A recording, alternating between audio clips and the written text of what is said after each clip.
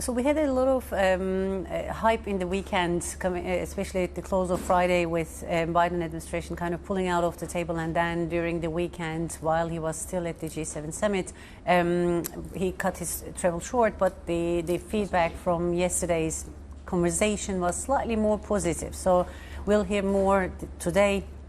And the expectation is that, yes, there is a significant volatility, especially in the market because of the concerns.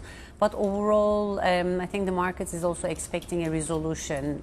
So even though there have been some negative signals, the overall overarching message is slightly more positive, on the positive side. This is what's making trade very difficult at this point. I think there's an element of FOMO because we've seen the Nasdaq higher and German stock market. No one wants to miss out on a strong trade. But then there seems to be a lot of grey swans still on the horizon, and nobody really wants to be heavily invested if we're going to see a sell-off. What's your view on how we trade from here on the markets?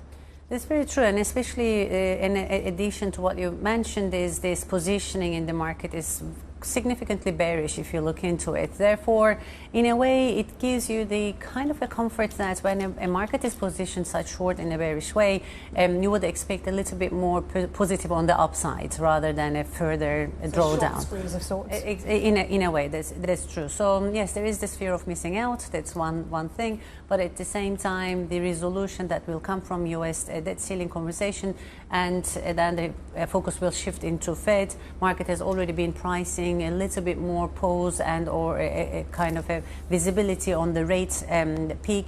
So overall, it's not too negative in the coming months, in my opinion, if we can get through the debt ceiling saga. Zeynep, really nice to see you today. Good morning to you. Market's all looking over here. It's looking at the debt ceiling. It's looking at the negotiations between McCarthy and the administration. I want to look over here a bit more because I'm really worried what the commodities markets are telling us about this China reopening story. Whether it's the oil price that we just discussed with UBS, whether it's the copper price, the iron ore price, key commodities. I mean, they're bouncing off their lows, but they're nowhere near where they were at their highs on expectations of the China opening. Have we got a shoe to drop here in terms of people's appreciation that actually China's got a problem?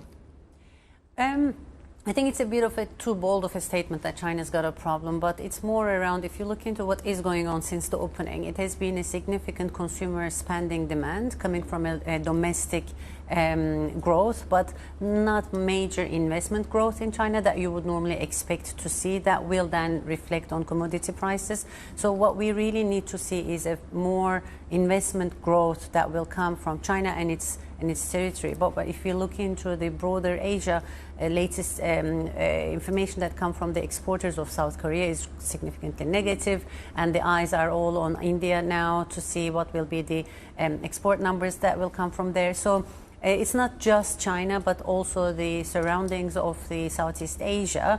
Yeah. So there is growth, there is a positive momentum that came from the COVID reopening, but it isn't that strong investment-led growth that we were expecting to see yet. So until that comes, the reflection on commodities will still be in this level. Hi, I'm Joanna Bersecci, and thank you for watching. You can check out more of our videos by clicking on the boxes on the screen. And don't forget to subscribe to our channel for more from CNBC International. Thank you for watching.